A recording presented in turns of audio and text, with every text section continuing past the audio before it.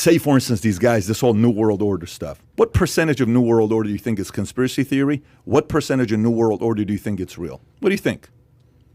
Yeah, Gerard would know the odds on that. I'm asking you. I'm asking you. I don't.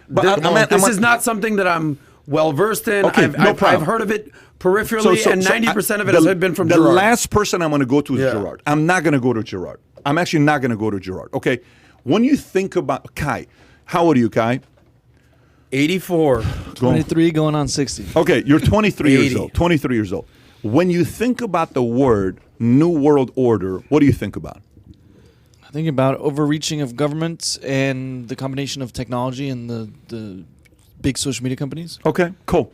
So I mean, just look at what happened yesterday. Could we do anything or say anything? Totally get it. Like Eric was saying, his girlfriend was freaking out because she couldn't get a hold of her family in Paraguay because WhatsApp was down. Like, as much as we're relying on this and the infrastructure, and they're all together and on the same server, talk about not being anti-fragile that we talked about the other day too. So it's super vulnerable. If countries unite, if governments unite, and their ideas are now, I would like to be the secretary of whatever for the European division, and the leader of the world is going to be elected as this person, and if we go in that direction, like an EU, except happens to the world minus China and a couple other places, you don't have another place to go. Mm-hmm. You do not have another place to go. When you said if shit hits the fan, people in New York can go where?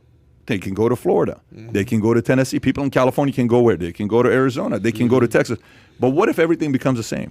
Then where are you going to go? So that is my only concern. I want everybody to be competing. I want you to compete, to read the content, to come in here. So a fan is going to say, Adam's commentary is weak. And I want you to read those comments and go back and say, screw you, Johnny 69. I'm going to kick your ass in the next podcast, and I'm going to come with some value. And I'm like, damn, look at Adam Broad. That competition gets all of us to be like up our game. These guys got to get better with the software. Kai's got to get better at spelling hottie, right? We all have to figure out ways on how to improve. But if the moment the government doesn't have to improve, go ahead, say something. Mm-hmm. What are you going to do about it? Nothing, because I don't have to. Yeah, I'm not good with that. When you go to the DMV and it's like, I'm not with that. Can I speak with your supervisor? I am the supervisor. Hey, Adam, I am not good with that. Real quick, these are the same political officials who did not get a pay cut while everybody else did. Not one damn person said, you know what, I'm not taking no pay because my people in my district, that I'm shutting down. That I'm voting to shut down. Right. They didn't do this shit. And I'm pissed off at all of them because of that. Because how many people do we know, small business owners, that have not recovered? Mm-hmm. There's people that are homeless. There's people that have literally no hope. That's the freaking problem. And then you have these talking heads on the news and this and that, just striking fear in every person. People are scared still. Mm-hmm. And like Pat said, these times do build up strong leaders, strong men. Look what they're doing right now. They don't want strong men in the media. They want weak ass dudes. They want, you know what I'm saying? Mm-hmm. We should be pounding our chests, man. Toxic. Toxic masculinity. Please call me that. Screw you. You know what I'm saying? I'm a freaking American. I've traveled. I've been to China. I've toured China. I've been to Shenzhen, Shenyang, Beijing, Shanghai, all that shit. And it is not the same. When I read Robert Spalding's book, that shit is real. They're trying to damage America right now. And it is a problem. And people of all races are so soft. Stop and just read some freaking books, some real shit. Not just the little clips. And think how manipulated these people that we know on social media get. Just by seeing a little snippet, they're going to see 5 seconds of let's just call it what it is. They'll see 5 seconds of Trump or whatever, and then just go on a rant. They won't even educate themselves. And what you said about Iran and all this other stuff, Americans need to understand what that means. But because of the fact that we don't travel outside of this country, we don't know. And we're so arrogant. I've traveled over 40 countries. I've been to Cuba. I've been to Guantanamo Bay. Mm-hmm. I've done a lot of travel. And you know how many times I was in Istanbul, Turkey, and I get a call real quick. I'll tell the story. I get a call from the front desk. They said, Mr. Heath, you need to leave now. Excuse me? Yes. U.S. Embassy, is there to take you to the airport. You know what just happened? Osama bin Laden just been assassinated. I had to grab my shit and get on 4 different flights to get my ass home. I landed in Houston and hugged the customs agent. I hugged him. You know why? Because I was scared. And I was proud to be back. We need that, man. People need to understand what being American is, dude. Powerful, bro. Like, you don't know what it feels like to be in another country and you have no choice. I've been to Venezuela, I've been to Colombia, I've been to all those places, man. This shit is different. Yeah. So we need to wake the hell up. Like, this is, don't just, Gerard says this a lot, quit just being in this la-la land and, everything will be fine. It will never happen. Quit using the word conspiracy. Because we all saw the video when Biden and Pelosi and all these other people said, there's no mandate. There's no mandate. What are they doing now? And people voted for that. People should be pissed. They should call them out. And they're not, because they got the confirmation bias and they're just like, well, I don't want to sound like, I voted for this. No, you need to raise your freaking hand and say, yeah, I voted for a bad policy. My bad. I won't do it I won't do it again. Mm-hmm. That's the problem. But we need to say this shit. It's okay. You voted for him. Good.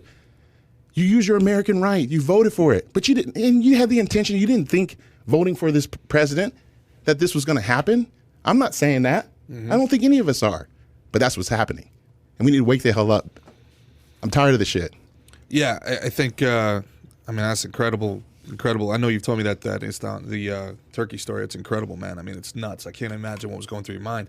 But, I keep going back to that old parable, right? Like, all it takes for evil to prevail is for good men to do nothing. That's all it takes. At some point, somebody has to be the one. Somebody has to be the guardian on the wall. And like you said, we're kind of in, it's a good thing. It's a good thing that all of us in this generation wanted to be nicer to each other, that we wanted to be more empathetic, that we wanted to say, you know what, I understand where you're coming from, I empathize with your pain, and I'm sorry. But it went too far. And our kindness was 100% taken as a weakness. They weaponized our empathy against us. Now we need a little bit of our grandfather in us. Now we need a little bit of John Wayne to come back and say, you know what? I don't care if I hurt your feelings. I care if you listen what I said.